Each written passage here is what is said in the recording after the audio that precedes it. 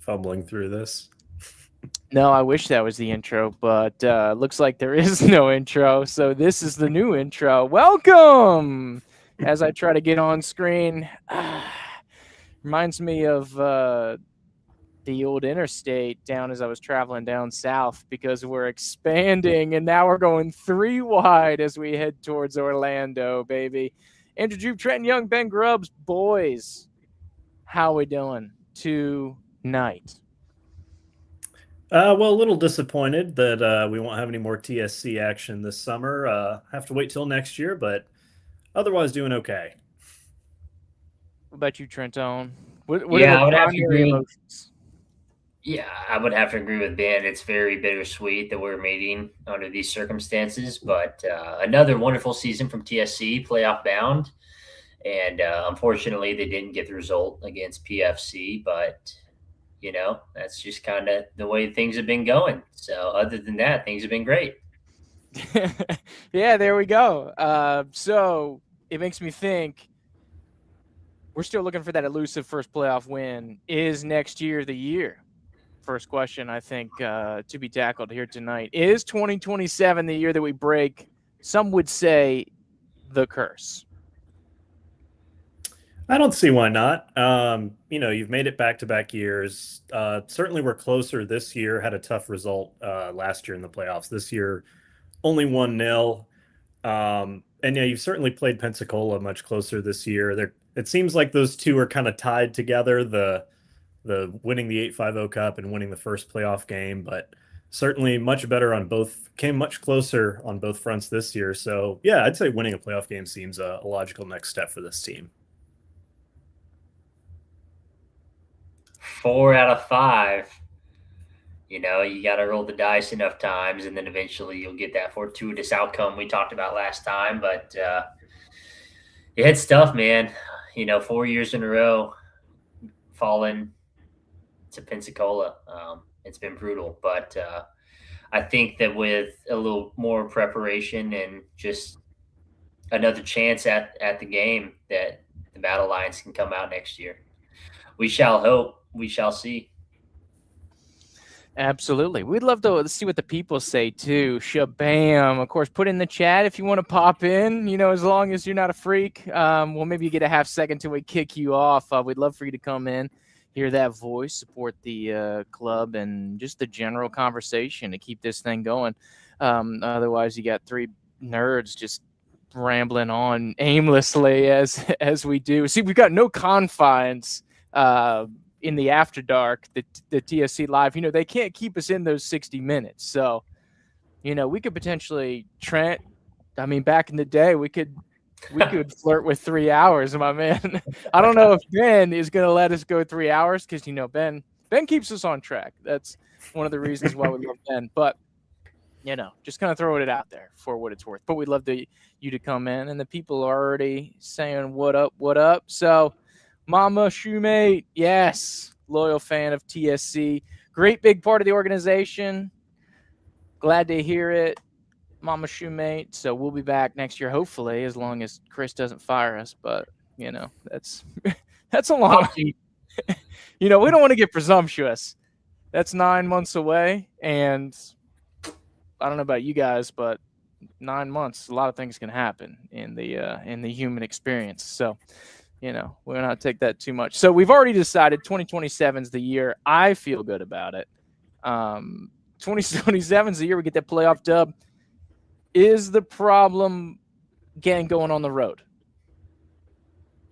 Because that's been the commonality. Last 4 years playoffs, first round has always been on the road. First round has always been a loss. Is the road the issue? Or do we have to kind of go back and Trent and I were talking, Ben, I don't know if you caught the last episode, that there may be some like Ghanaian witch doctor extra, something beyond what we can perceive of almost like a spiritual experience that TSC, I don't know, maybe we're playing like practices up at the Meadows. Maybe that was built on some kind of spiritual site of a civilization past, and there's some kind of looming presence First of all, I think Trent and I were both in accordance. Trent was really pushing that theory, and I was like, okay, I'll go along with it. But Ben, would you hop on to say that there's something spiritual potentially beyond our realm that we can sense that's affecting this? Or do you think it's a fixable problem we can do here in the tangible universe that we know? Well, I grew up watching the Chicago Cubs, and I saw them win a World Series. So I think I've seen curses be broken. So I would agree. I think it's a fixable problem. Maybe it comes down to changing practice locations or game locations. Who knows? But certainly, it's not impossible for Tallahassee. I mean, they're doing the important thing, which is they're putting themselves in the situation to compete in the playoffs. What are there 6 teams in our division, and only 2 go, and we were one of those 2. So we're clearly a top team. We're clearly doing very well. But yeah, just the higher you advance, the more difficult it gets, and it's just finding that next step. And I remember talking to Chris after the last home game. We were going to be down a couple guys. That's going to impact you too. So I'd say, the pieces are there. It's just sometimes you got to get a little lucky too. 1-0. That's tough. That's a result that can go either way. So I think the pieces are there for Tallahassee. Just gotta, you know, keep pushing for it, keep the effort up, keep making it into the playoffs and putting yourself in that position, and eventually, hopefully you'll get the quality on the team to match the luck that you can get along the way. So Ben, I want to get straight to it because we don't like to dodge the questions here. You said I've seen a curse been broken. It seems like you were leading into that there is some kind of curse involved here. Can you clarify that for the record? Is there a curse or not? No, I don't believe there is a curse. I think it's just, it's tough to win playoff games at a top level, and a lot of these teams have had maybe a bit more time to establish themselves in Tallahassee. We haven't built ourselves up as much, so we're still trying to maybe reach a certain level. So I think it's coming. It's just not here yet. All right, fair enough. Fair enough. I mean, we've already decided, boom, 2027 is the year. Reminder, if you think 2027 is the year, or you don't think 2027 is the year, bang that line, right? Get on in here. Water's nice. Trey Young and Ben Grubbs are here. So, big day today. So let's go to it, gang. I wanted to save it for a little bit before I started to get a little gaslighty, but I figured since we were kind of leading into it anyways, we might as well jump in. I saw a post earlier today. So I'm on social media, which is automatically kind of a dangerous thing in general. But I'm cruising the socials today, gang, and I see this graphic. I'd like to get you guys' reactions. This is from the league. Thoughts? Dang. Bloodbath. It's not wrong. It is a truthful graphic to what I can see. It's attention grabbing. It's advertising attention is currency. It gets your attention. Yeah. Luckily, David Beckham's not involved, so it's not going to get too much traction, I think, on a national level, like you see in other facets of the soccer game out here. But I saw that, and, little sensitive, I get that, but it's just like, oof. It seems like the red X, I don't know if you guys can see my mouse cursor, but the red X right around here next to that Tulsa logo, there's a gold and black one that I'm looking at, and it looks a little bigger than the other ones do, but for what it's worth. It also, kind of seems like blood or something, like you're just splattering blood on the fallen or something like that. It's quite vivid. Yeah. Yeah, I think this was built on Canva, this graphic, and it is one of the more aggressive reds, if we're going to be honest, if we're diving into here, because you've got some options. You've got the sliding scale that goes on there, and it does feel like it's a little bit more of the aggressive reds for what it's worth. I don't know. I just want to throw that out there. But I thought that you all would find that interesting, a little extra salt in the wounds. All right, so some more action from the people. Mama Shoemate, keeping the show alive. Let's go. Stock up on burning some sage. That's not a bad idea. That feels like a pregame special, Mama Shoemate, that I think match day 1 down at the Gene might need to happen. Or would it have to occur, gang, this would be interesting. Would it have to occur at the location? So, for example, I think of like a haunted house or like every horror movie, right? They have to go to the house in a specific room. So, would we have to take the sage on the road and burn the sage pregame there? Your guys' thoughts? Why not both? Why not do it at home and on the road? Why don't just cleanse everywhere you can?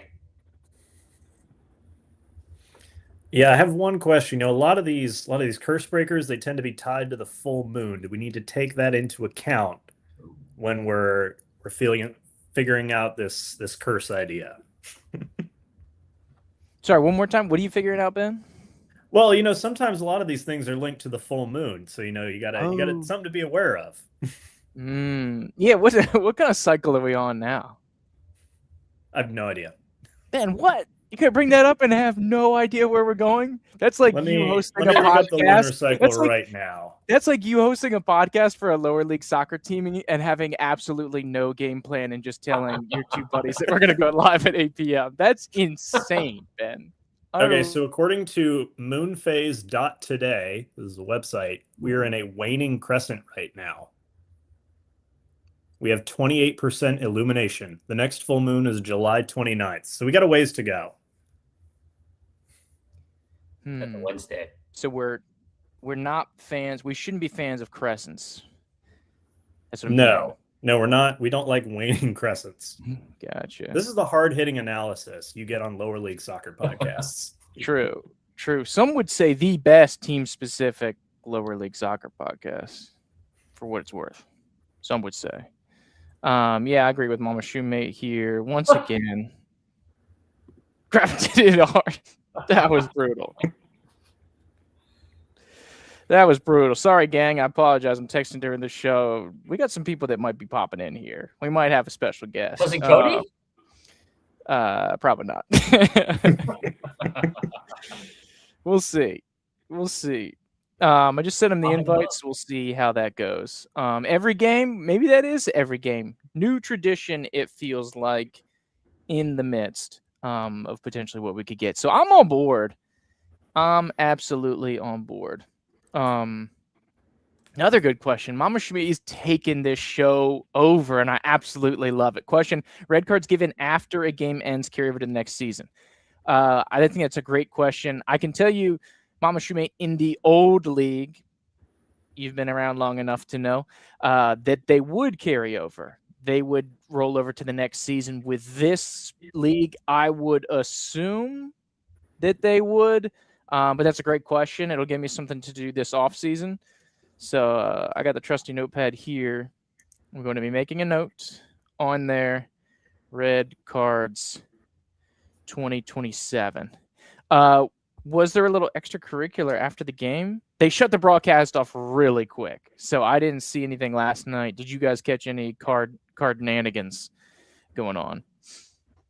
I did not. Okay.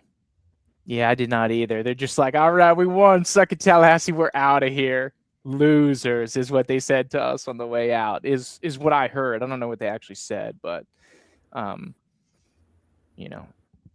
the record. Friend of the program, Bobby Lally, 3089. Did the season start yet? What did I miss? You missed everything. That's like, I had a coworker today who's like, hey, you hear about this World Cup situation? I'm like, nah, dude, is that a new thing? Is that baseball? I don't do baseball. Bennett got one. Dang, the old captain. Dang, Bennett, great year this year. Before we get into some games, do we want to do some superlatives, or should we save that a little bit for the end? How about we'll slowly build up to it. We'll maybe tease it every now and then. Have like moment of the season for last, but maybe do players of the season now. One for now, one for later. I'm in. Ben's got me convinced. Trent, you on board? Yeah, why not? All right.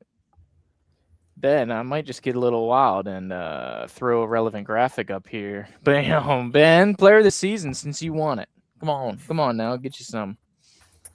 Well, there was a certain midfielder, Luciano Chiaffini, just excellent player. Had the assist on the Caleb Ellenstein goal against Pensacola, numerous goals and assists, and just excellent skill in midfield, great at creating chances, and a real workhorse too. I mean, you just see him up and down the field constantly for 90 minutes. Excellent season. Can't talk highly enough of his time in Tallahassee this year. Awesome. I'm going to jump in. I'm going to cut whatever you guys were going to say off. The special guest has arrived, and he seems ready to go. So I'm going to throw him in here hot. Welcome to the stage. Coach, first of all, what's up? Second of all, you are live and hot right now, so I just want to let you know. How you doing, boys? What's up, Coach? Howdy, Coach. All right, Coach Joel DeCastri joining the program. Coach, you're smiling, which we love to see, the golden smile of our fearless leader here for this season. Coach, what are you feeling at the moment about the squad, about the season? I know that's a complicated but simple question.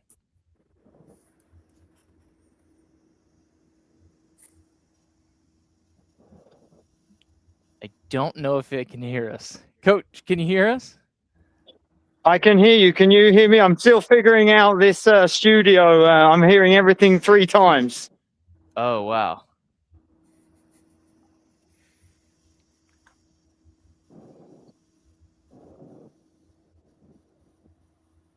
Shout out to our producer. Yeah, that's our producer's fault. Hey, if you guys can mute your mic, that might help. Yep. All right, Coach. Okay, hang on. If you guys can mute your mic, that might help. Oh, he's going double trouble. All right, Coach is gone. Guys, we blew it. Hey, no.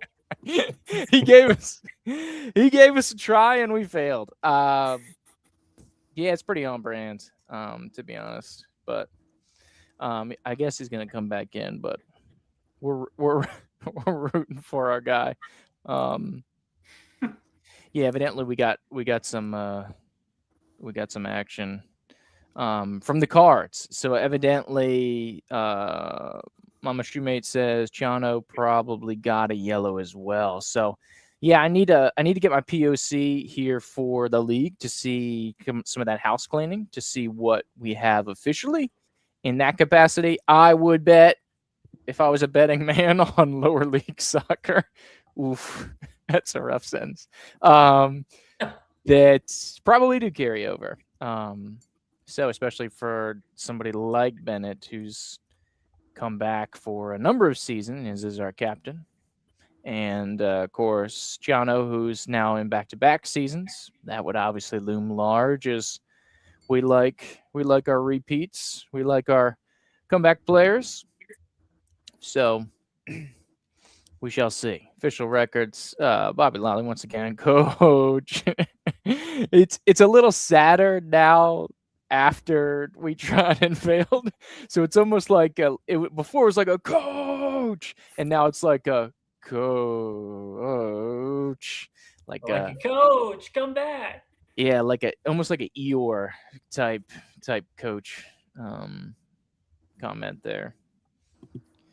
All right, looks like Coach is coming back. All right, so if we can mute the mics, I'm gonna try to fire Coach in here, see if we can't get him in the mix. Coach, is the sound better for you? Hello again. The sound is much better. I guess I'm just trying to get used to it. Yes, excellent. So, Coach, well, thanks for coming aboard. Welcome to the live session here.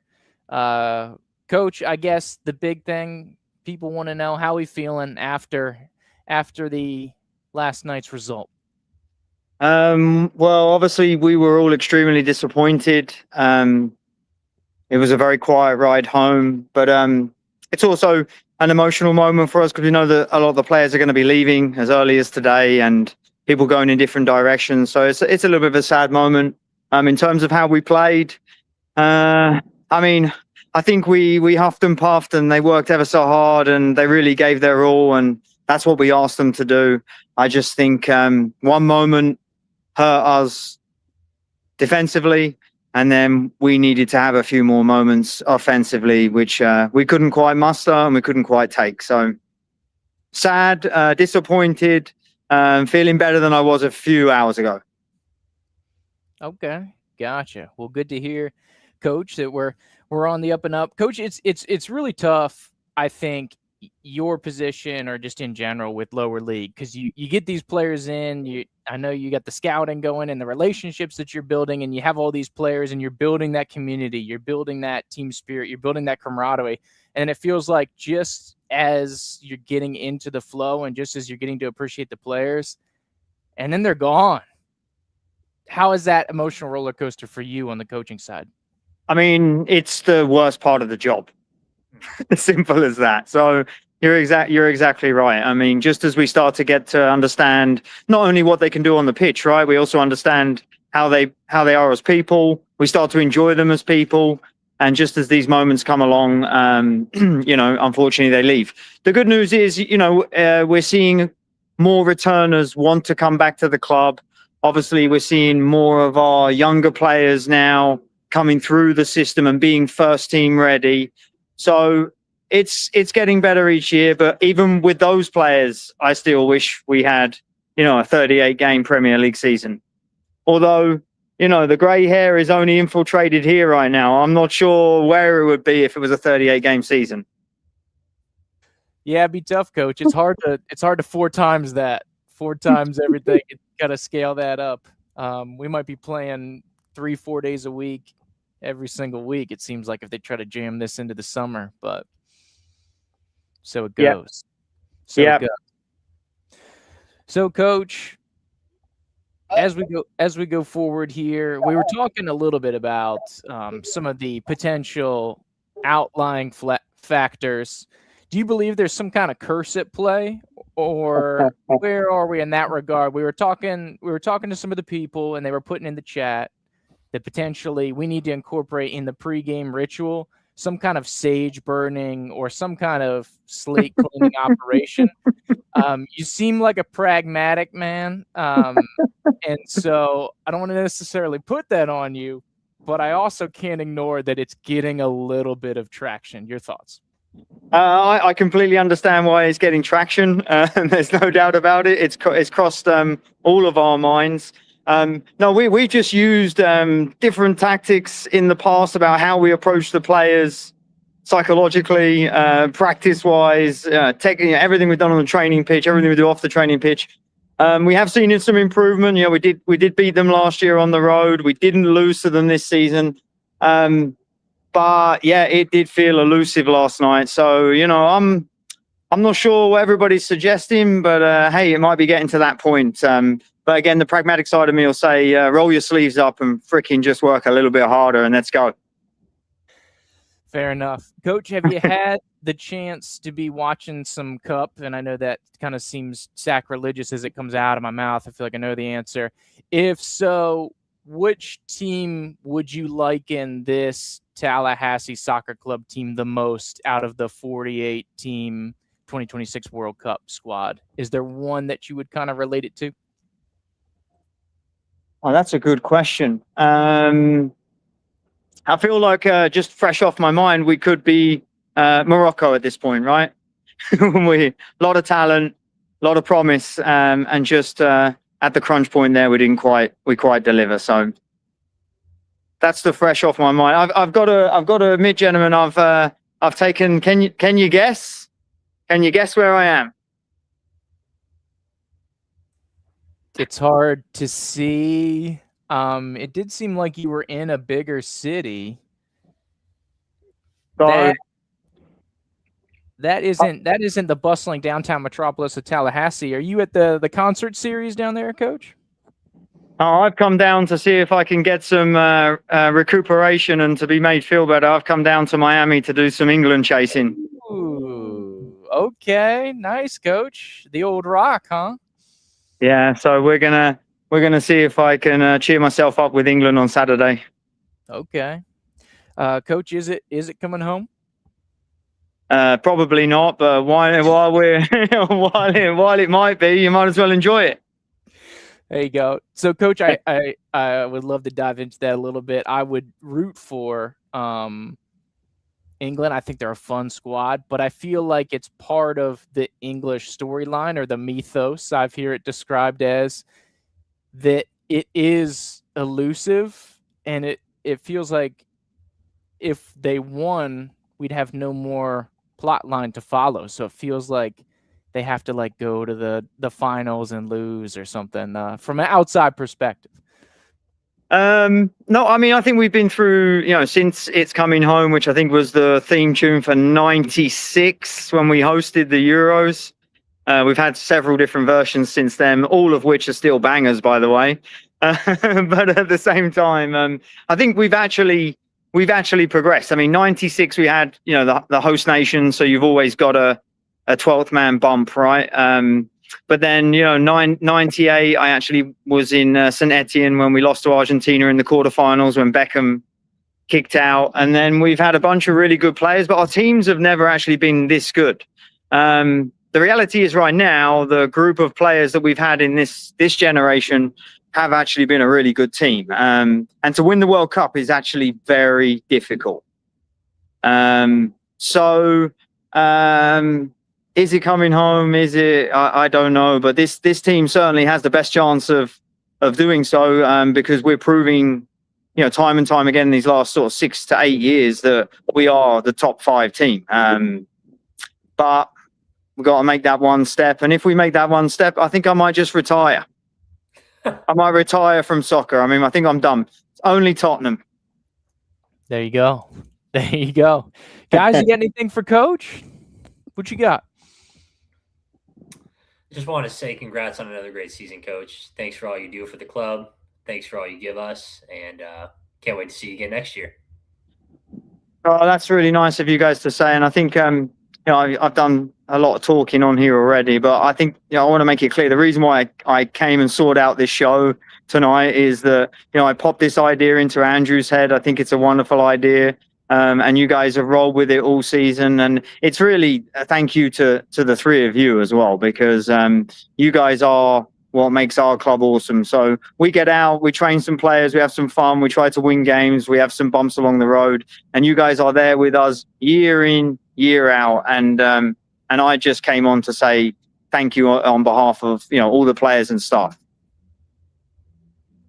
Appreciate, Coach. Happy to do it. And we were just talking. Hopefully we'll be back next year as long as Chris doesn't cancel us out. So we'll see. So it's a process. I got to let him sit on it for a little bit, and then January I can kind of creep back and crawl back to him. I say, Chris, we got one more in us, big dog, and then he has been saying yes, but we'll see. But we'd be happy to do so, Coach. But you are well and truly part of our family and part of our furniture. So if you guys aren't there, then there's no fun. So no way. I mean, I'll sacrifice a few players for you guys to make sure that you are in, right?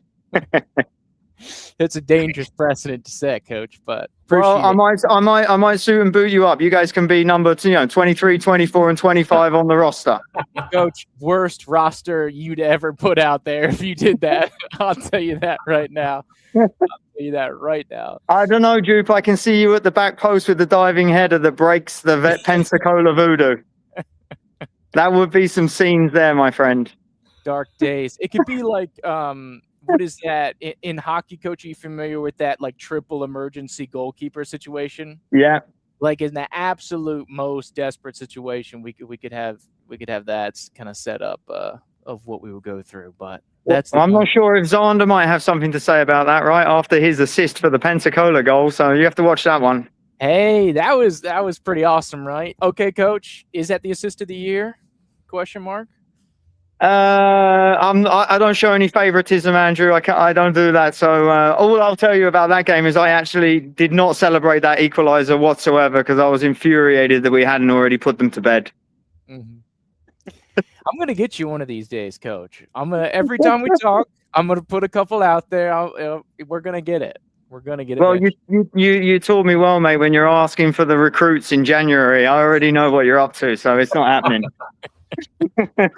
I almost got you with the languages this time around. You got me with a little bit of German. That was good. That was a fun addition. That was good stuff. Coach, we got a comments from the people. Just want to throw it out there. People want to know. We got a comment from CTBG09. I don't know who this is. They said, "Is Coach single?" ? I think that might be my wife. No, I'm kidding. No, I am not single. No, I'm a happily married man. So, no, I'm eternally grateful to my wife. I should put a shout out to her. She lets me go around the region chasing a soccer ball, and I wanted to bring her down here to Miami with me, but she didn't want to come. So I'm down here, got the hall pass, and I'm just about to meet all my friends. There you go. Rock and roll. So we got a comment, Coach. I assume you can't see this because it's probably small text. We got Bobby Lally, friend of the program. He said, "I'd sacrifice something living to bring home the cup." Thoughts? Is this you, Droop, on the keyboard here trying to make me slip up in a different way? No, I swear it's not me, Coach.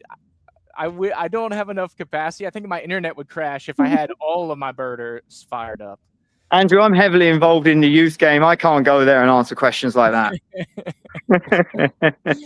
Fair enough. Bobby also goes on to say, "Thanks for a great season out there." So, thank you for being a fan and following us, Bobby, and I appreciate it. I heard you had Lisa on here as well, so massive shout out to the host families. I am always totally in awe of families, especially Lisa. They let people into their homes, they take care of them, they feed them, they listen to them, they pick them up. Completely in awe. Something completely foreign to an English person that would never happen in my country. They'll be too paranoid. They're going to steal things from our houses. Yeah.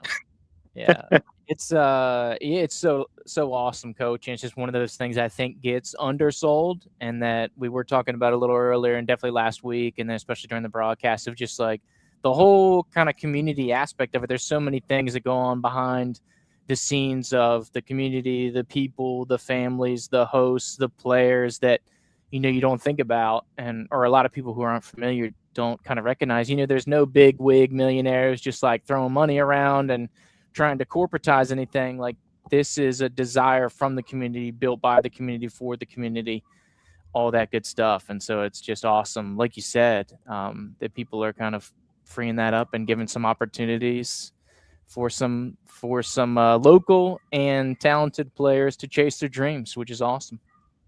Yeah, definitely. And I think this is an appropriate time also for a shout out to Chris as well. I mean, he has the title of president, but you guys know from cleaning up the stadium when you guys are done from match days. I mean, Chris is the last one out of the changing rooms, picking up all kinds of things. And this season, it's frequently been my kit and uniform that I've forgotten there. So Chris does tons of stuff that we do see social media wise, but then he does a lot of stuff that nobody even recognizes. So thank you very much to him.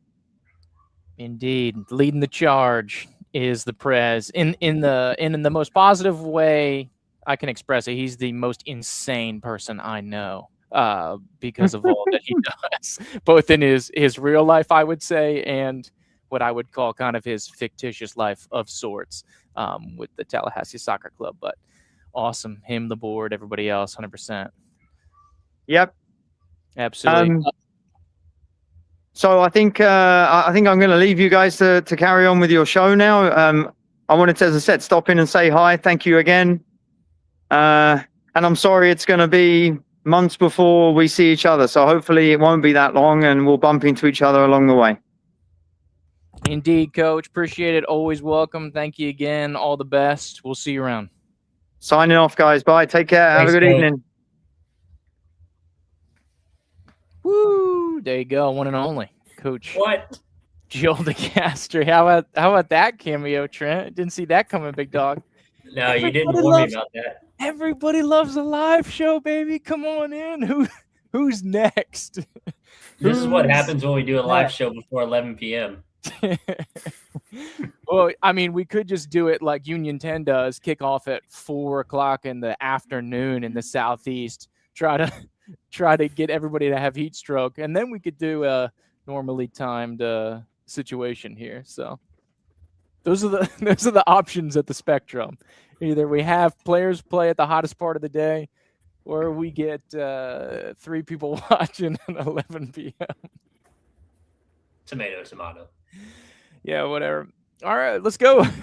Players of the season. Did we get there? I don't remember anything we talked about because Coach just shook up everything, which I think was kind of captured really effectively well by CTBG09 when they asked if Coach is single. Because by my metric, guys, say what you want.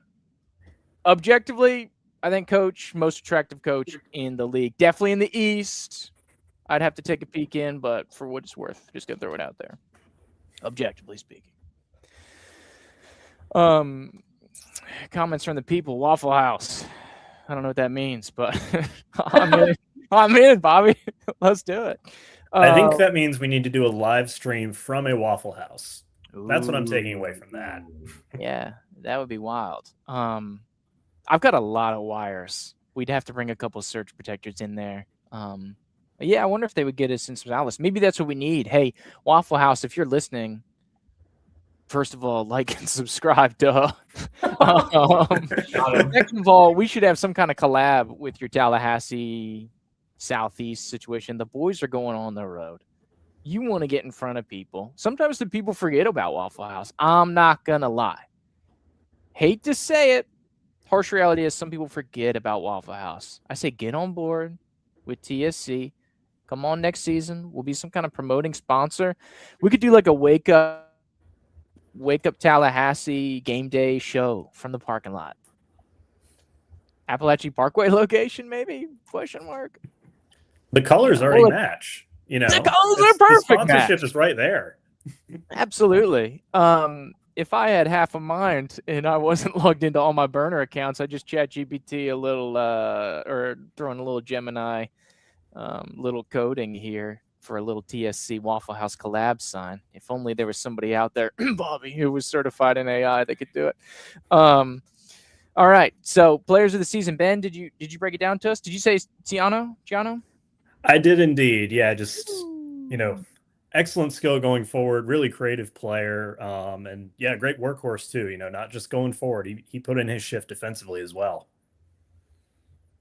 Yeah, it's a great pick. I hate to speculate. I believe he was injured last night, why he did not play, and I think his presence was missed. That linkage between the midfield and the attack, the creativity, the quality on the ball. I think all those we saw all season long was majestic, to your point, Ben. Unfortunately, unable to make the go here. And I think that, everybody deals with injuries, so that's not going to be an excuse. But, just want to throw that out there, that his presence was missed. So we feel for you, Chano. Hopefully you get healthy. I think he's got one more season up at Mount St. Mary's, if I'm not mistaken. So he's probably going home to Argentina, probably going to watch a little soccer, I guess. I don't know if you guys know World Cup's going on. They got this guy, Misi. He's pretty good at the old soccer. Trent, player of the year. Who you got, big dog? Joe Warren, without hesitation. Yeah, Joe Warren was a dog everywhere this season. This season felt like a coming out party for Joe Warren, man. If it wasn't offensively, he was dropping back and playing some defense. He was setting everybody up, and then he was scoring his goals. I mean, this was kind of the culmination of the last 3-4 seasons, however long Joe Warren's been a part of TSC. It just seemed like everything that he's put into the club and the program so far just kind of came out, and he was able to reap the rewards of everything that he's sowed so far. So really proud of Joe Warren. I would put him as my player of the season. Nice. Good one. Yeah, I think he's played 3 seasons, but in a 4-year span. So you actually hit on both of those. I think 3 of the 4, he had the one gap year. But the pride of Portsmouth, how about it? Joe Warren, I like it. Yeah, great addition there. For me, I got to go with the X to the B. Xander Balog in goal. great year. Great year. I think it was all but 2 games just because he had some stuff going on that he started, but we saw him match day 1, locking it down, held it all the way through the playoffs, and I think he had a couple great saves in the playoffs and all season long. Fun to watch. We know the goalkeeper union, one of the strongest unions here in North Florida, here for TSC. But we know we always have some quality keepers, and he's once again one of our local boys, a cult hero of sorts. It may, I think, for most, be a little sacrilegious to put him hand in hand with Cam Kastrua. Whoa! But, some people would say, right there with Coach Super Cam, take it as you will. Take it as you will. All right, should we talk about yesterday or nah? What do we got going on, boys? Are we getting into some more superlatives? I say let's just rip the Band-Aid off. Let's get into the action. I just closed out the tab. Crap. I had it pulled up and everything. Nerd. Dude, our producer's getting fired hardcore. Be interesting to see what your opinion is, people out there. Internet player of the season here for TSC. Don't be afraid to throw it on in. See what we got. See what we got going on. Okay. All right. Here we go. We got it going back up. Okay, so we have here. I'm in that new thing. Let's try to share the screen. Okay, first of all, well, I guess I say first of all, but there's still many more things to come here. Gang, what do we think of Pensacola balling out on the budget, scooping up a little FIFA World Cup graphics package here down for the last week of the season? You guys with it or nah? Yeah, I saw that. That was pretty gnarly. Yeah, I dig the flags. Yeah, that's pretty dope. I liked what they had going on last week. So what do you TSC was kind of giving me Netherlands vibes.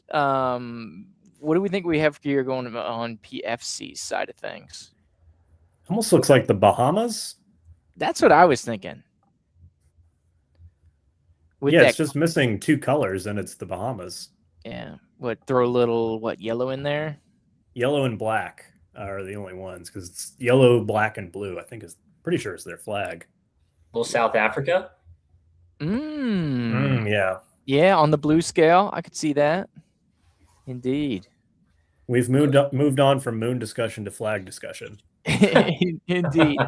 Everything's on the table. Almost everything. If you got something you want to talk about, throw it in the chat, baby. Or hit the email. Usually I've got the email pulled up, which I do. If you want to come aboard with us, I'd probably be down for that as well. This is supposed to be a alleged call-in show. Okay, so we got the game.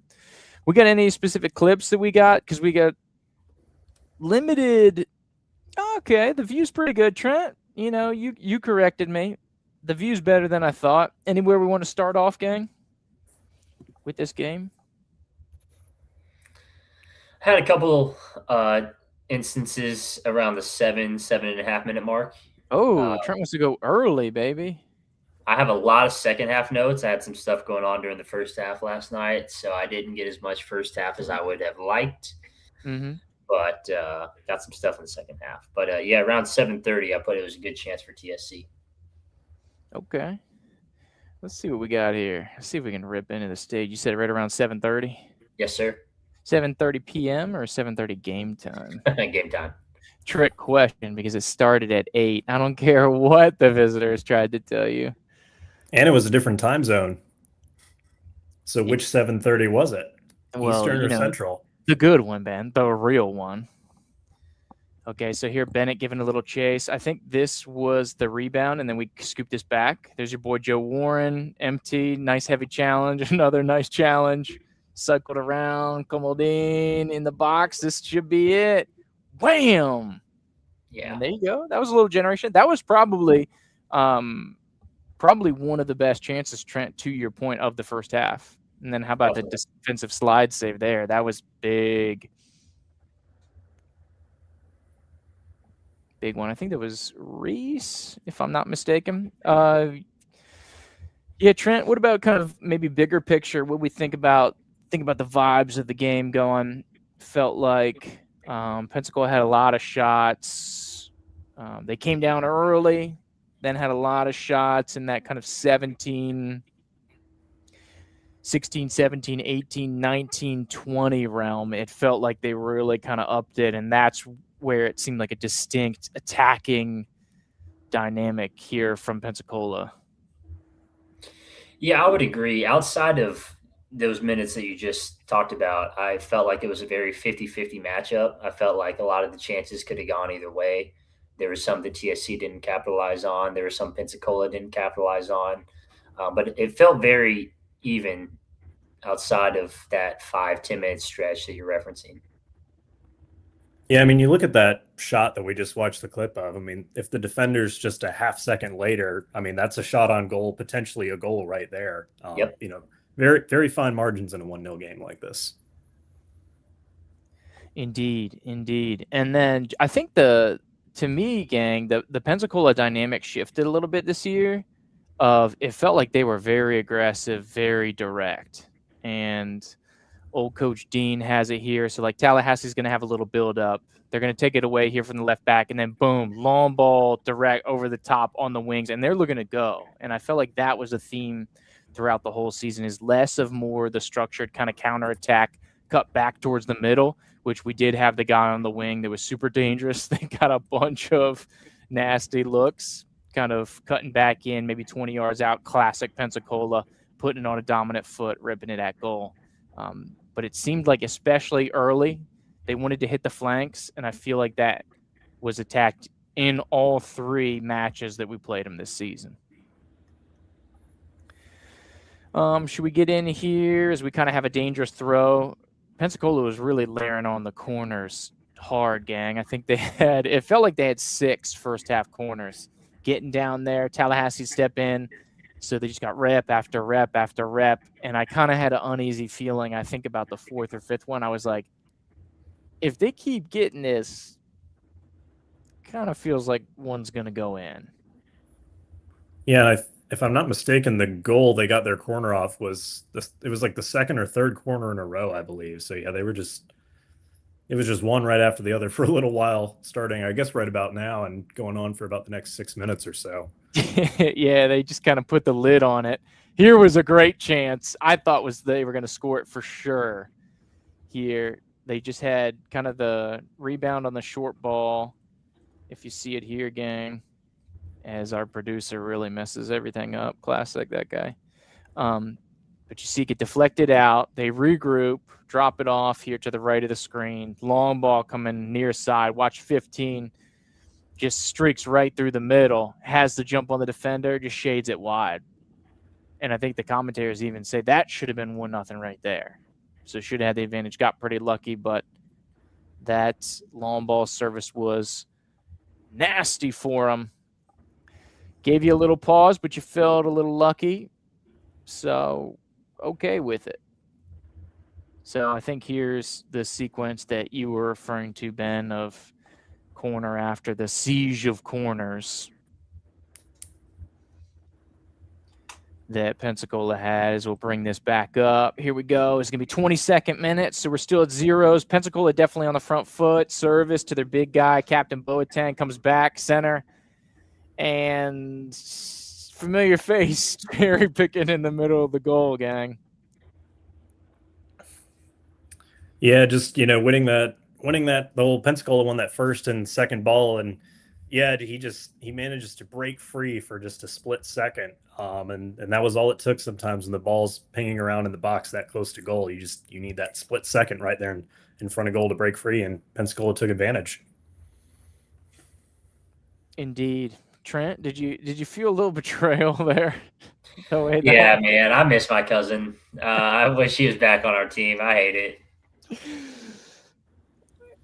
It kind of reminds me, guys. It kind of reminds me of the way we got them to tie it up 2-2 last time we were here. It had header to Xander to Harrison vibes. Here's what would be Harrison or the Xander header, and then Harrison was kind of there to dunk it in.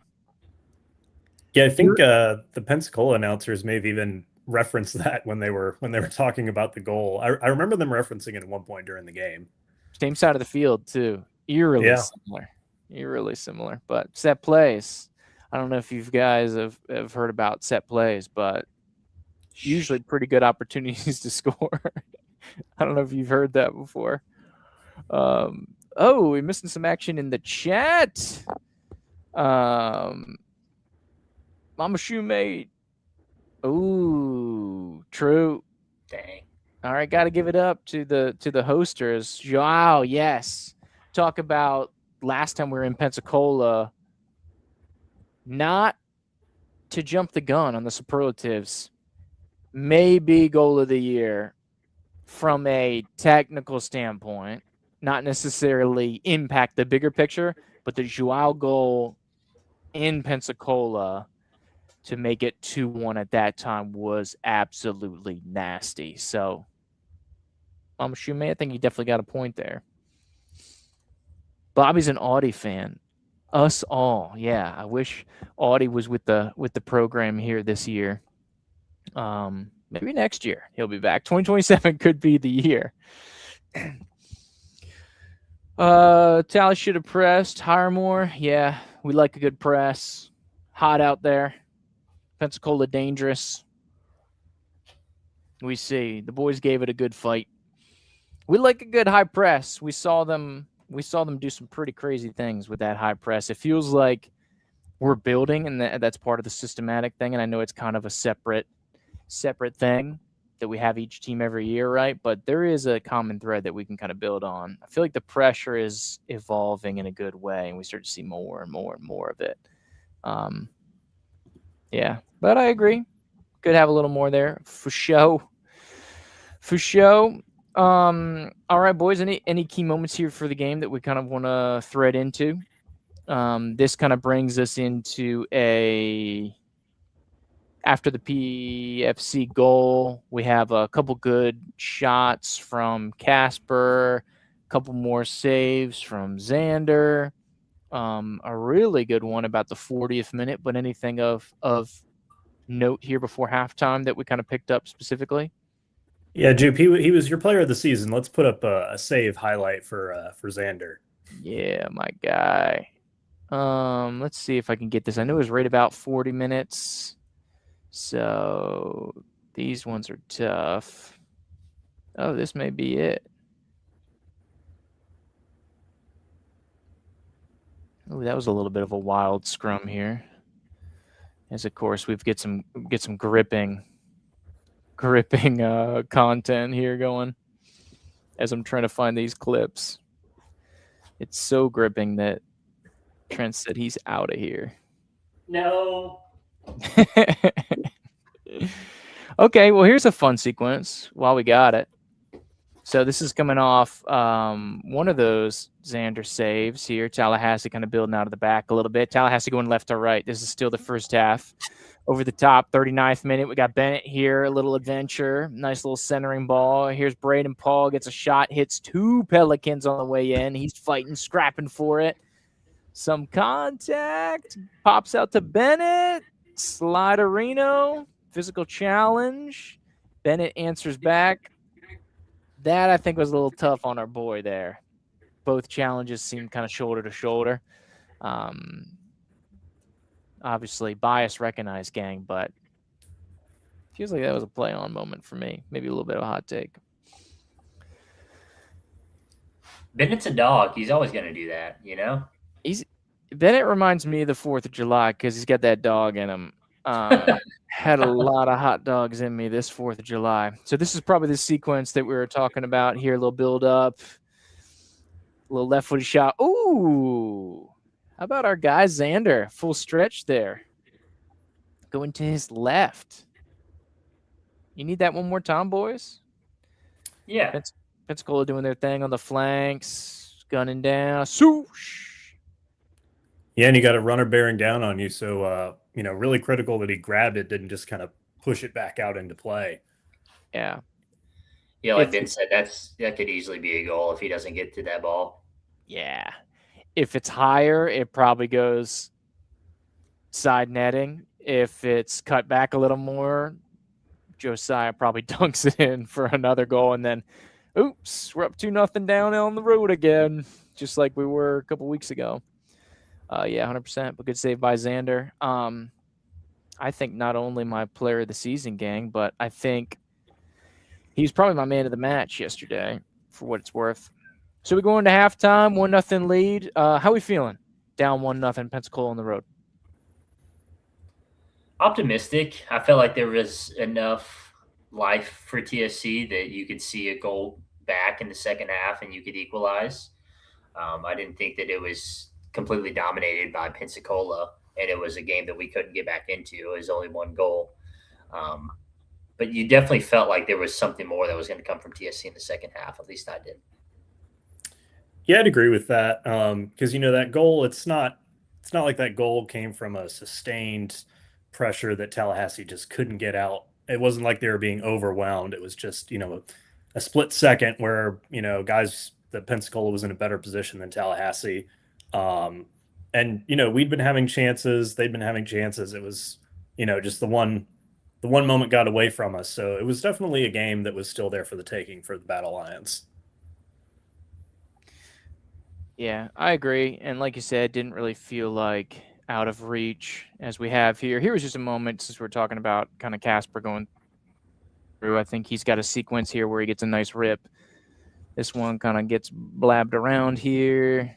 MT with a nice challenge, able to win the ball, gets it through to Casper. Casper was relentless. He all of a sudden, woo! It was like a 40-footer. One-handed save by the keeper there. I think he caught him off guard. There must have been a little knuckle to that. Almost finds the back of the net. BP's in there chasing.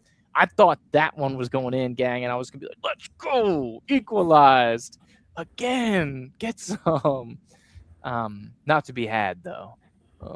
It was almost like a goal scored and then the VAR coming back. Offsides. Nope. Little extra toenail in on that one. We're going to drive it back. But I thought that Tallahassee kind of responded. There were periods of the game that got stretched and that were really back and forth. It was pretty wild. I think this is one of those sequences in the early 30s that we were kind of going back and forth a little bit. So I think it was a fun play. But felt fair. Heavy challenge there. Felt fair that, in my opinion, that Pensacola goes to the break with the 1-0 advantage. While I don't think it was a dominant first half, it felt fair to me. But I also felt good, kind of like what Trent was saying.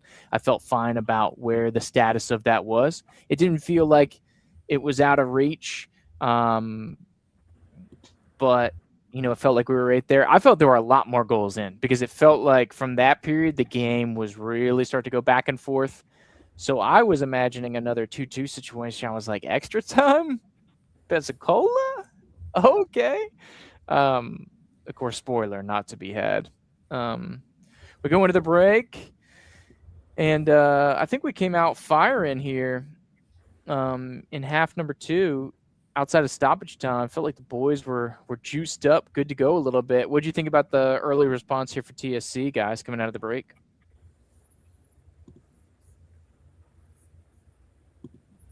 Yeah, it's good to see, especially after what happened in the game we saw here in Tallahassee, where Pensacola comes out, immediately gets that goal, and really starts to pile the pressure on. We luckily recovered to get the draw, but it's always good to come out of half when you're down, and a goal in this case you're down instead of a man. But yeah, it was good to see coming out from Tallahassee like that. Indeed. Yeah, a couple early instances, but I feel like TSC was on the front foot kind of to start that second half. Had some really good chances from that 48 point, especially to that kind of 53 mark. So we had some good chances. Casper once again in there. We had a couple good defensive stops right about that 48. We had some prodding from Pensacola there, and then we had a great stop about 55 by Jeremy. And then there was like an onslaught of kind of that 55 to 60. Felt really dangerous there for Pensacola. I felt like they really geared up. Trent, I guess in kind of chapter 2 of that second half, as it were, if we're breaking into kind of maybe 10 to 15 minute increments. What'd you see from Pensacola? It seemed like we were getting in a little bit of a danger zone. Yeah, they were definitely starting to step it up a little bit. They were kind of dominating possession, and it didn't seem like TSC had as many looks as they would have liked to, obviously. But still kind of a bend not break defense from your battle lines, right? I mean, Xander, your boy, putting in the work, man. He wasn't letting them get another one in. First one, you could argue, was a little fluky. Just had a ball across goal, and it just found Cy, and Cy was, right place, right time. Josiah, excuse me. Just jumping in. But yeah. All right, so I want to try to forward to like 63rd because I think there was a sequence of like Xander with a big save, and it kind of springboarded a Tallahassee attack. I believe it's right here. 63-15. Ish. I have in my notes. I had it was a decent chance. Good idea. Okay. So yeah, let's pipe this up. So this is the Pensacola front end of the attack as they were kind of getting off to it. Here, a challenge. They said play on. I think that was your boy Joe Warren, Trent, with a little scoop Shout here. out.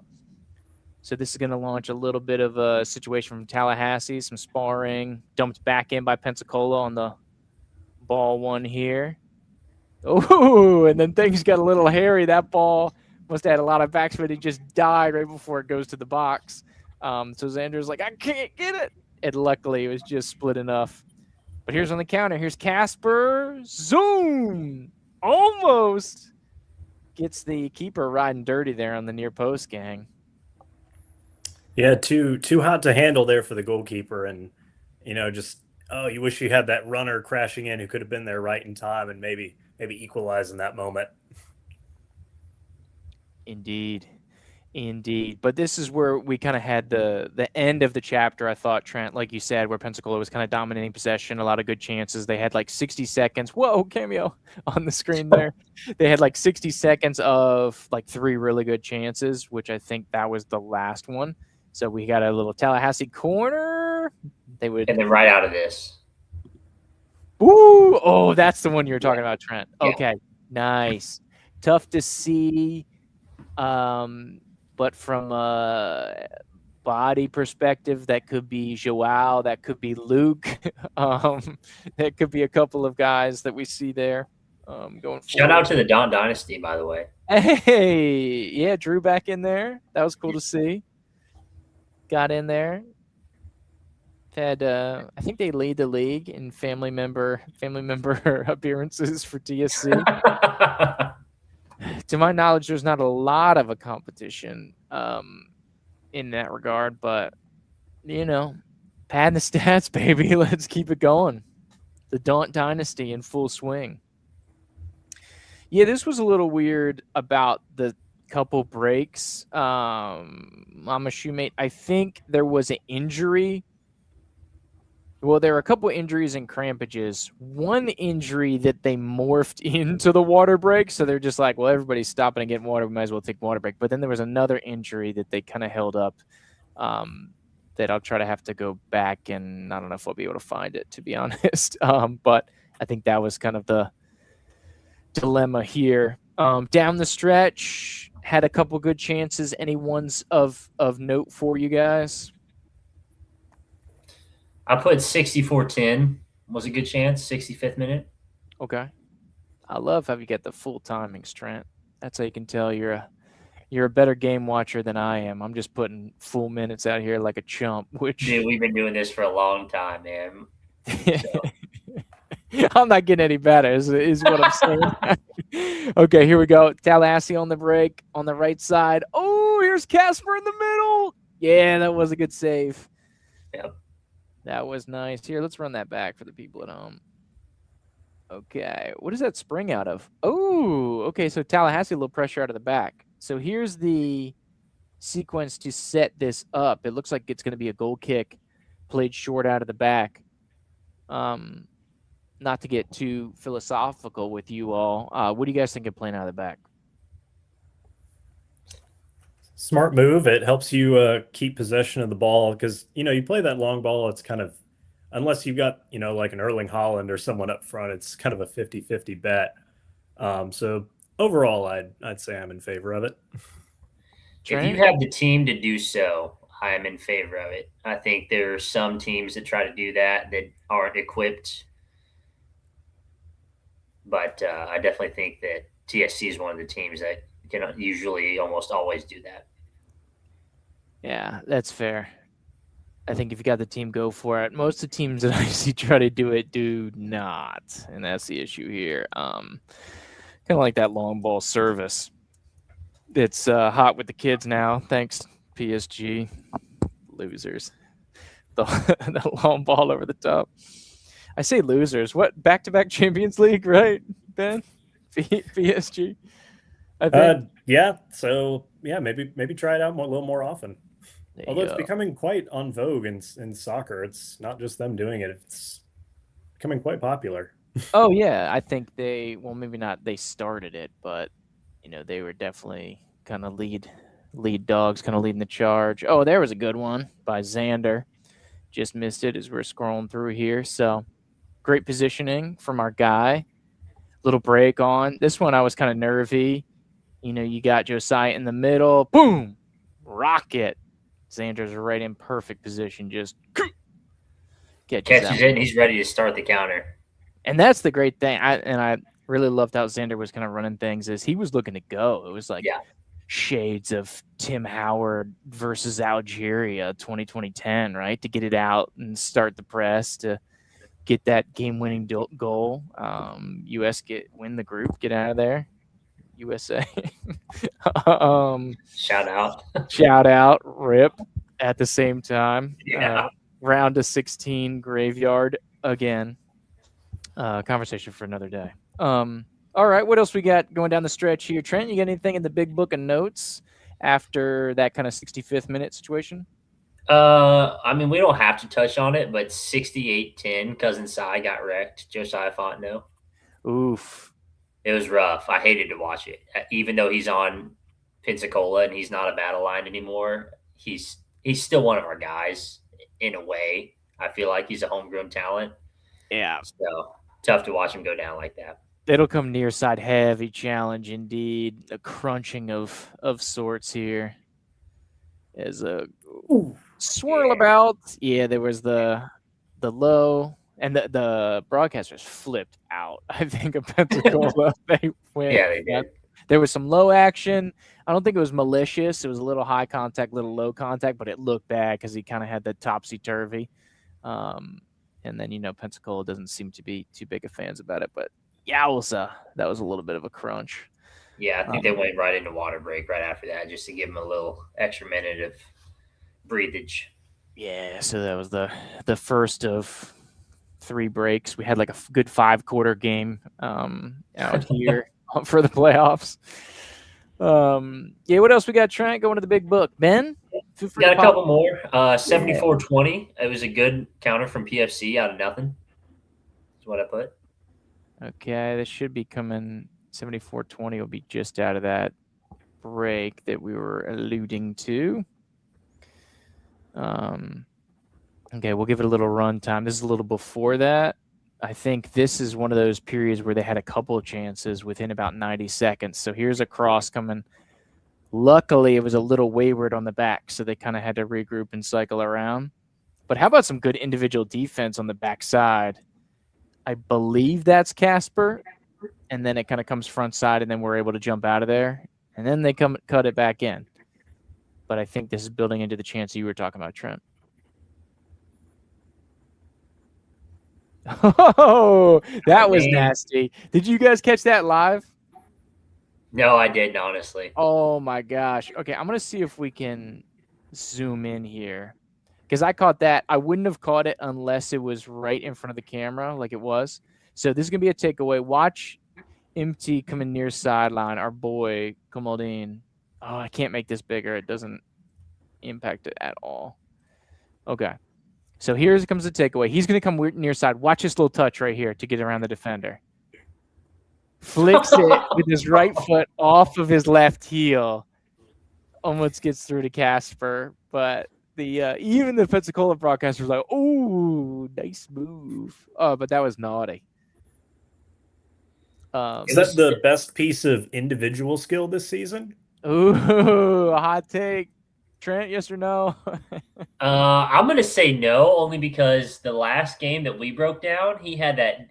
I don't even know how to explain the physics of the touch that he took. I've never seen a ball move like that.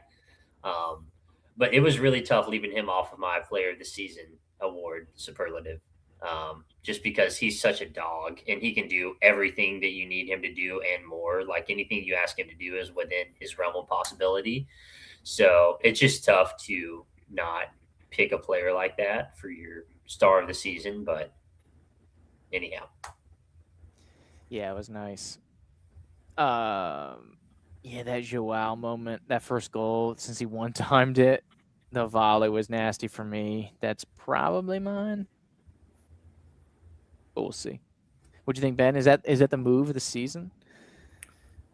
I think I'd have to agree and give it to the that first time volley goal. I mean, it's just so impressive to be able to pull out of the air like that and just launch it. Indeed. And then also the significance of that goal too. That really adds a factor because this is a pretty sweet piece of skill, but it didn't lead to a goal. So I feel the goal scoring element and eventually it becoming a really dramatic tie, I think kind of sends that Pensacola goal against Pensacola, the big volley, over the top for me. Oh, you're talking about the 2-2 win. Yes, I agree. Yes. I agree. Here's another good instance. If this is probably on your notes, dangerous attack in here. This one's going back post. Bennett scoops that thing up, guys. He clears that out. There's no force on that ball. He whips it out of there, out of danger. Good looking out because that is a bona fide goal scoring opportunity there. And then he gets out on the counter. Look at him run. That's our boy. Onward. All right, what else we got? Second half action of note. So I don't know exactly what this is going to be, but 77-45, I just put lucky. And I don't know if that was for us or for them, but yeah, if you want to go to that mark, 77-45. That was a good save by Xander on the break there, but yeah, let's jump ahead, 77-45. Oh, okay, I think I remember where this is going. This is going to be a Pensacola attacking opportunity, so probably lucky for your boys. Probably. Little build up coming through the midfield. They seem to really be getting some traction around the midfield here down this final chapter. Cycle background. We should have a ball coming in here. They say onside, back post. Oh, yeah. And it drops in the 6, but nobody's home. Exactly. That's why it was lucky because no one was there. Oh, yeah. Yeah, and I think one of the Pensacola players was trying to call for a handball too. It didn't really look like one. It kind of looked like it just, kind of maybe the side of the chest, but maybe another lucky element that ball didn't A, find a Pensacola player, and B, land a little bit closer to the arm. Mm-hmm. Yeah, I just think that the Pensacola players aren't used to the physique that your typical Tallahassee player has. Like, these guys are ripped. And so, yeah, Ben, I agree with you. It's probably just off his muscular chest, wasn't off of his hand, but they're just not used to the peak male performance. What is it? Peak male form? Dang it. I always mess it up. Peak male performance. Peak male performance that a Tallahassee Soccer Club body has. I just think Pensacola is not used to it. So they probably thought it was a handball, but just a little of that, Ben. All right, John, I'll leave that to you. Where are we going next? Yeah, we'll break that down. That's the next podcast. Yeah. About 81-20, 81-25. Kamaldeen, good ball over the top. I feel like that's a common theme of the season. Technically, if I remember correctly, it was a little short and it just kind of like flicked on off a defender's head. But let's take a look at it. You be the judge. So he said, Bennett, give me the rock. I'm about to make it look awesome. Maybe. Here we go. Ooh, yeah, that was nasty. I think that gets through either way. It got through on the deflection, but if that goes through as is, that's got a lot of backspin on it. The trajectory was gorgeous. That was an awesome delivery. Slow driven. Slow driven. Rocket.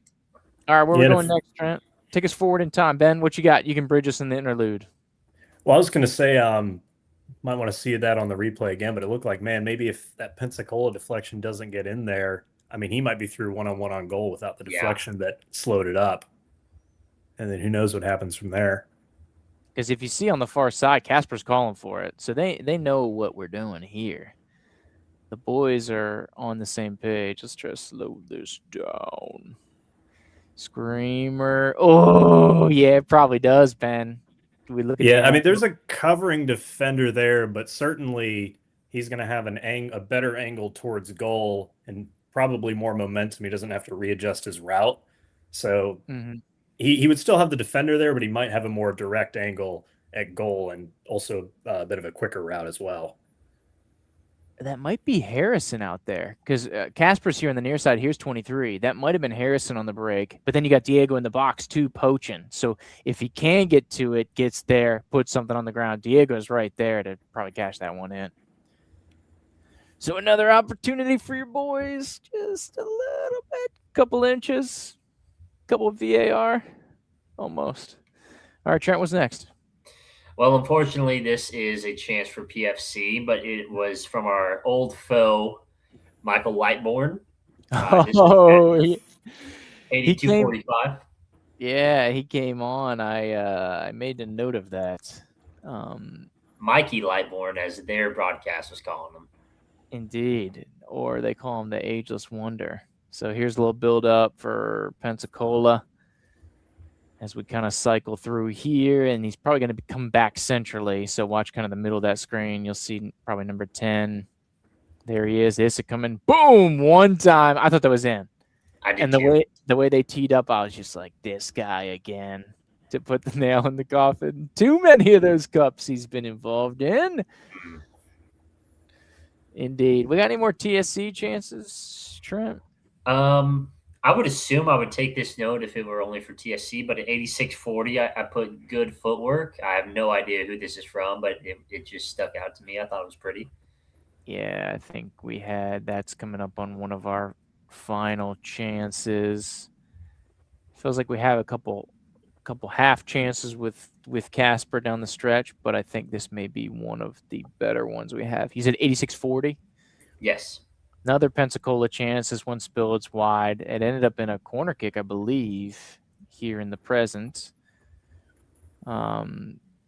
So this was a little bit of a hairy delivery, which I think might have led to a counter and this move by our boys here, Trent. So they go short, try to turn in. Oof. Once again, looking for Lightbourne. That's another chance. Joe flicks it out, gives it to Casper. That was probably the move. That's what it was, yeah. Does the old rope-a-dope there, goes around the defenders. That was nice. And then kind of goes forward. In his own third, too. Even more impressive. Adventurous.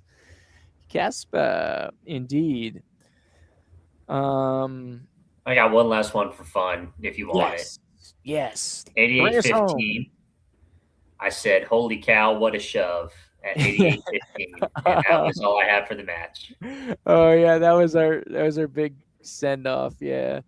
So that was I think I know what you're talking about. We'll let the play speak for itself.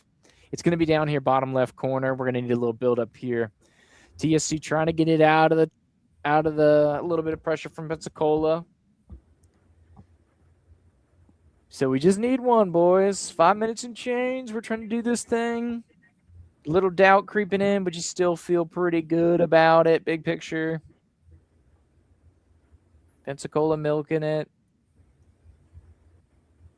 As any team with the lead would. Joe, do a couple of their guys. Blah, blah, blah. Here's Casper. Nice pull away. Oh, here's another one. Xander went and chased that down. Had that been played a little more centrally, that may be 2-0. That might have shut the door. Once again, Lightbourne. Lightbourne was in for like 15 minutes, and he had 3 or 4 really good chances, and I think that was the third of them right there. You said Chief, I hate 80. to do this to you, but it was 88-15. Oh, 88-15. I thought you said 86. Nope, Well, sorry. I'm just here out for a Sunday drive, guys. My apologies. Like we got all time in the world. I'm just cruising through here trying to watch the game in real time. Okay. Like a psycho. That would be an interesting idea. Service from TSC, that's a little bit of a half chance. I think one of the ones we were talking about. Okay. But Tally's got a free kick, so they pulled this one back because there was a substitution going on. Service here. Pensacola with a poor punch. Keeper takes a little bit of a tumble. Ref says play on. I like the ref. Wild. Here's Casper. Service from Caleb. Caleb's in the game. And defender trips right there. Unprovoked. Yeah, we've seen that a little bit in the World Cup. You could tell Casper's been watching some film. I like the aggressiveness there, but And bye. Yeah, see, little boy. We got to clip that. That's a good one. I think that would be interpreted incorrectly in a lot of circumstances. So we may have to keep this for the private file, just for the podcast. But let me get that. See ya. Go Knowles. Tries to dump it in the middle. That was another good chance. That's probably the last one. That's what I had highlighted as my last big chance. Yeah. We had a couple corners, a couple of half chances. So we bring it home. Taking the L, gang. Taking the L, which was sad. Sad indeed. Closing thoughts of the game. Final 1-0. They shut off the broadcast immediately. Evidently, we picked up a couple cards. Yeah, many good snags by Xander. Mama Shoemate, indeed. But thoughts for the end of the road, maybe for the match. But we can put a bow on the match here, gang. And if we want to talk some more things that we kind of led into, where we kind of teased a little bit going on into it. Any thoughts here of the 1-0 defeat to Pensacola? Yeah, just tough stuff. It's a 1-0 loss. Like we just went through the highlights. Well, the highlight for Pensacola, we didn't quite get the highlight we were looking for. But yeah, it was, it's always tough to lose a tight game like this, but it's good to see, especially after the playoff loss last year, by multiple goals. You're hanging tough, you're standing in there, you're creating chances. The moment's not too big for you, even when you're down a couple guys. So still some positives to take from this playoff loss. Trent, thoughts? I know this is going to sound like I'm joking, but I would legitimately die for Coach Joel DeCastri. I would do anything that man asked. I mean, he's just a wonderful leader, and I don't think that the program could be headed in a better direction than it is under him. So I'm just very thankful that we still have him, and I'm very thankful he's getting a nice little reprieve going down to Miami, going to watch his national squad tear it up, hopefully. I'll be pulling for them in honor of him. But just another great year. Like Ben said, only 2 of the 6 teams get into the playoffs, and TSC was one of those teams. And, it's tough that they can't seem to get past Pensacola no matter what we do. But at the end of the day, we're going to play them again next year. And we've got another opportunity to best them next year, whether in the regular season or the playoffs. So, I mean, it sucks now, yeah, but, eventually that payoff's going to come. There's no way that we don't eventually beat them. I mean, call me crazy, but I'm erring on the side of TSC with this one. I like where your head's at, Trent.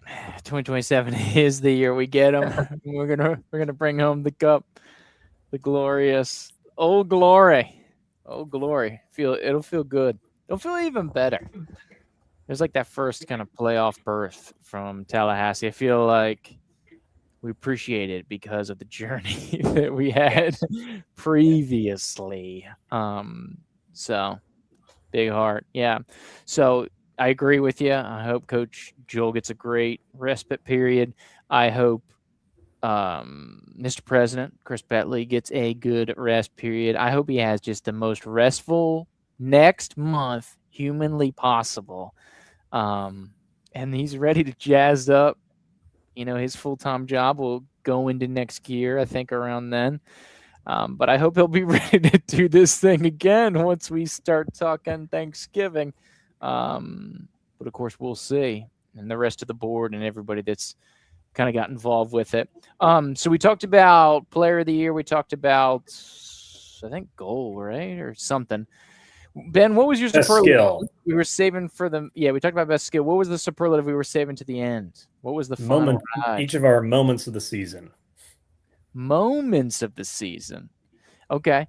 Ben, your show. You go first, big dog. Well, this is a pretty obvious one, but also it was kind of just a little look behind the curtain at the fun in the booth. The equalizing goal at home against Pensacola was nuts because I think we talked about how we kind of blew out everyone's eardrums on that call, and I think you talked to me afterwards because you were looking for that offside flag, and I just went full hype mode. It's like I'm not looking for anything. I'm just going in on the excitement. And yeah, just I don't know. It's one of the things you love about sports, just the complete rush of like instant joy you get from a moment like that just kind of catches you by surprise. And just all the build up. That's one of the great things about soccer. It's just all the build up and tension to this like one, pinpoint like supernova moment of a goal. You've had the red card, the other red card, the tough goal, you're down. It was just really like a perfect climax to an incredible game.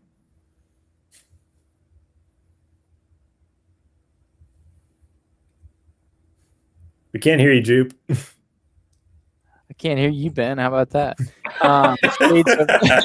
Shades I'll just wait for your mouth to stop moving, dude. That way I can start talking. I haven't been listening to anything you said all night.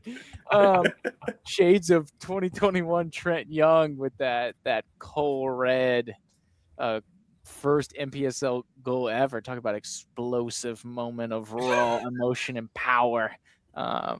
Takes me back, Trent. The joys that we felt both in that moment and thus. Trent, moment of the season, though. You got a fave? I got to be real, man. So there wasn't that Cole Red moment for me or the Ellisteen moment for me. I only got to see a handful of games, only got to watch so much this season because of my work schedule. Unfortunately, I hate that, to tell you the truth. But I've got to say, only from my experience and what I intook, I would say the LAX game where they won 8-0. Correct me if I'm wrong. 8-0, yeah.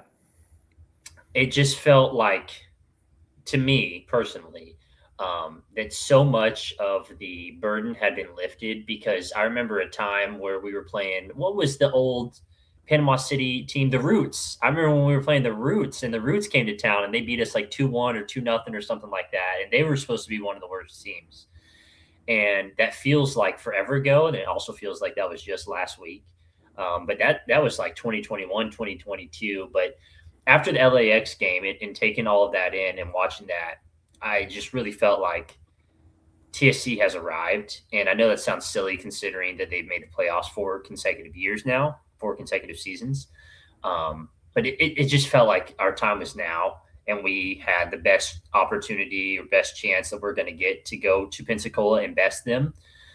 Unfortunately, as we know, that didn't happen. But, it just felt like the time was right and that this was the right team. And maybe not the best TSC team ever, but a very solid one and one that I thought could go deep into the playoffs. So a little bittersweet because we didn't, but that just gave me a lot of morale boost and momentum, and I thought that we really had a lot going for us going into the playoffs after that game. All right, I like it. I don't know if there was a distinct moment. I think Elisteen's obviously huge. I'm trying to think. I want to say there was a moment, I don't remember the precise one, but in the PSC game at home, I think there was, from perception, dropping that one on the road 3-1, coming out of that, how do we respond? And it's like, hey, is this a passing of the torch? Like, because it feels like the league is on the rise. So I was like, because last year it felt like it was us, Pensacola, Union 10, everybody else. And everybody was just fighting for scraps. Those were the final 3 teams. Those were the big dogs. It was really the have and the have-nots in the league. The league floor is coming up. The academy's getting better. Mobile's getting back into it. GAFA took some points from some good teams. And we have PSC getting in the mix now. And then I have Valdosta, big leap forward for Valdosta. So I'm like, has the league caught us? And I was like, oh, crap.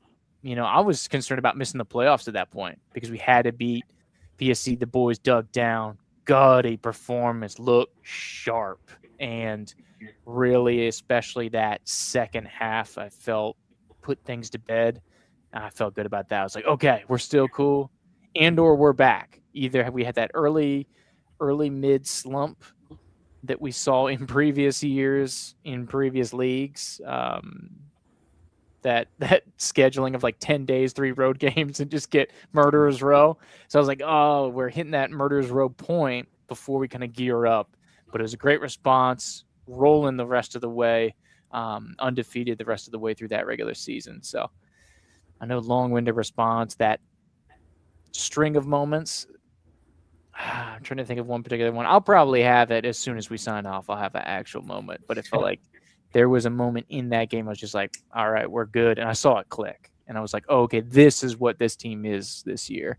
Because I was looking for the response, the adversity. Because ultimately, we really didn't get tested last year until we played Pensacola.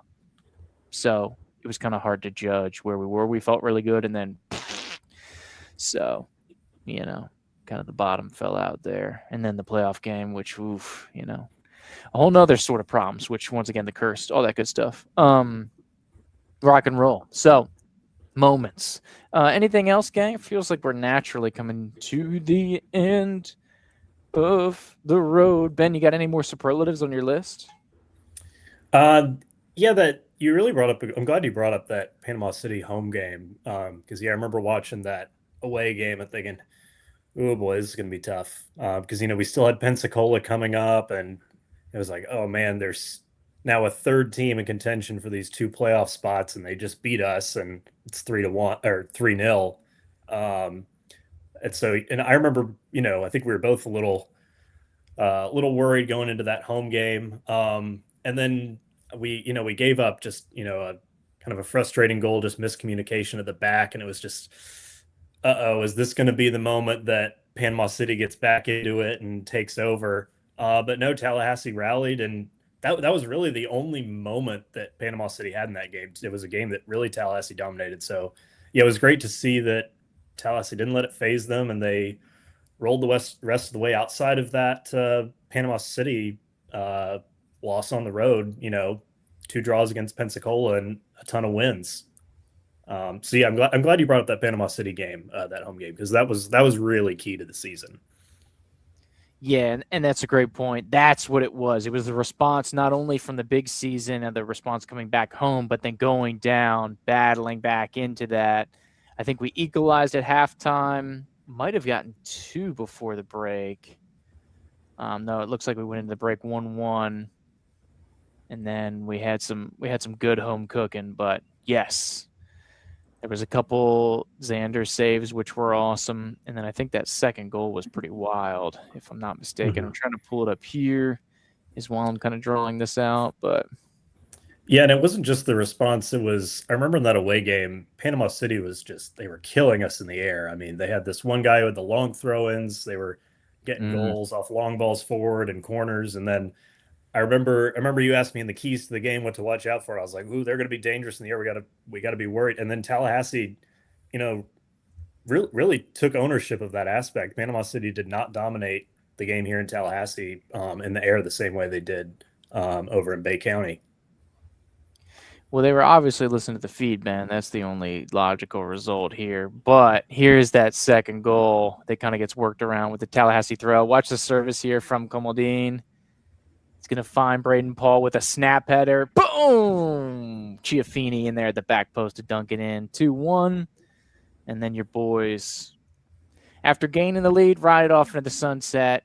And it was wild because, to your point, Ben, that was match day 4, but you forecast through the schedule. That was a must-win game, and that wasn't hyperbolic. That was a must-win game, match day 4, which was wild because if you drop that game, you're back points on Pensacola and PSC, and it's really impossible to get into the playoffs if you don't get all 3 points with that game, or even a tie would be very difficult. So that was a hugely momentous game that we were able to kind of fight through there.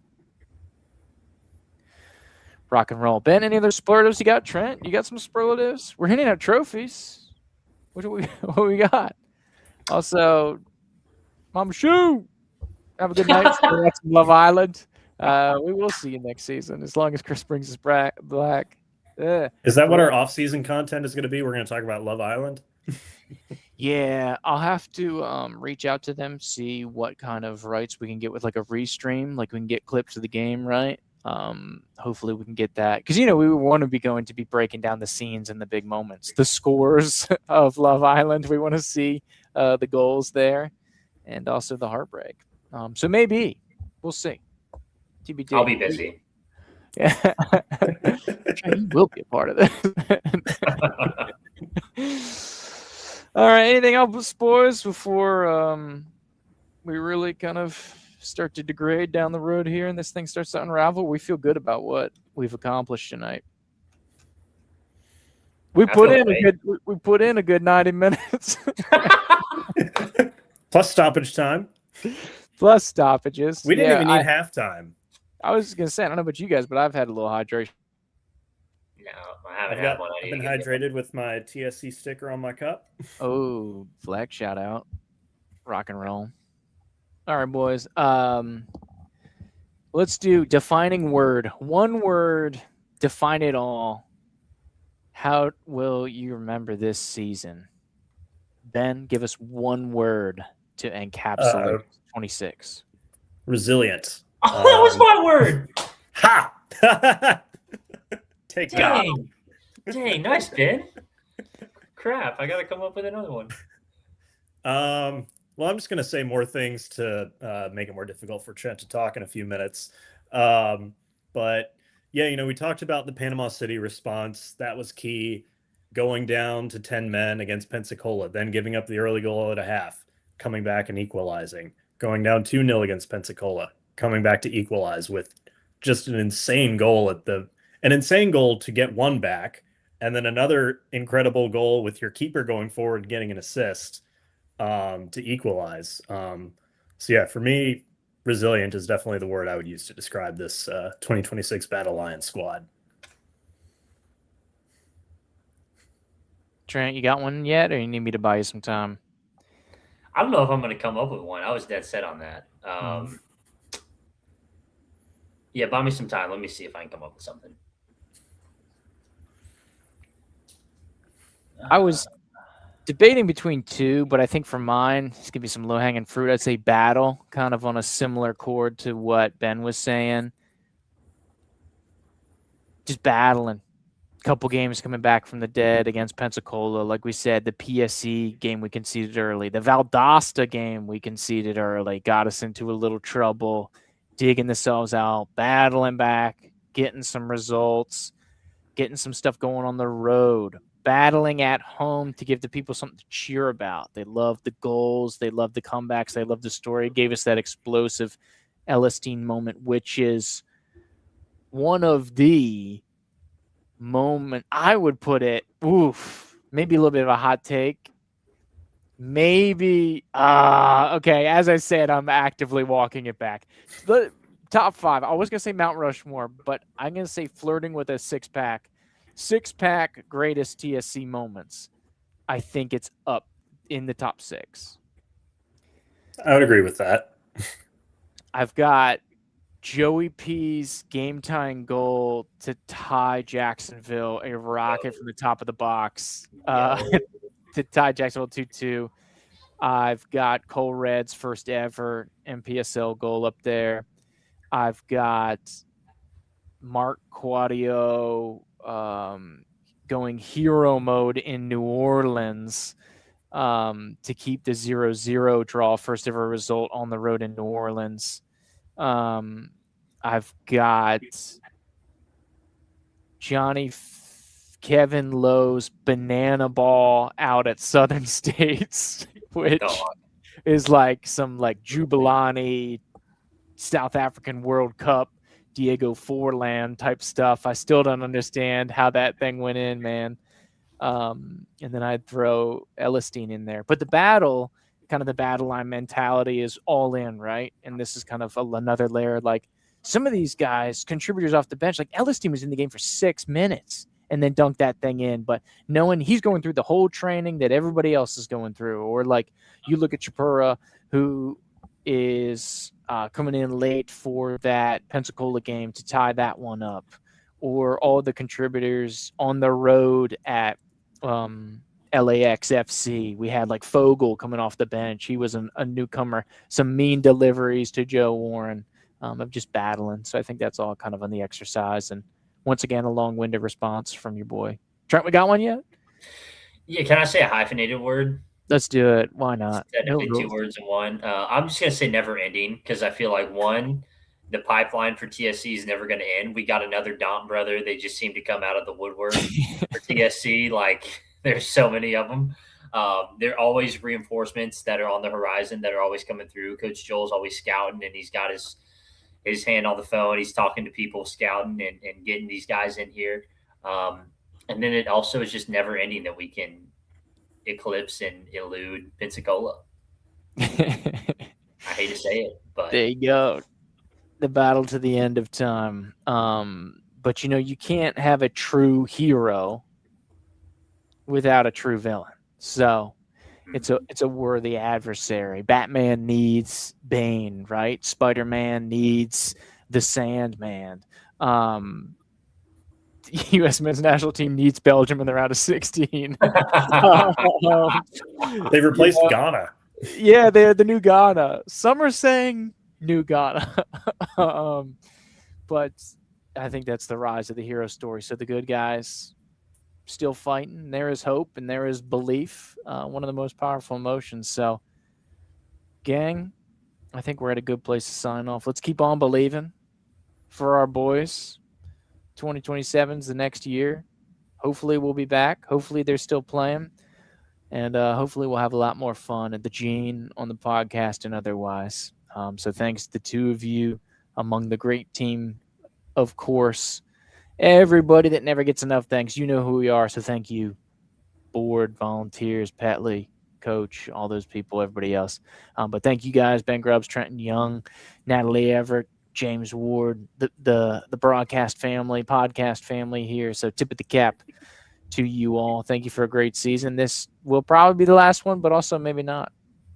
But if not, or if so, be well. Believe.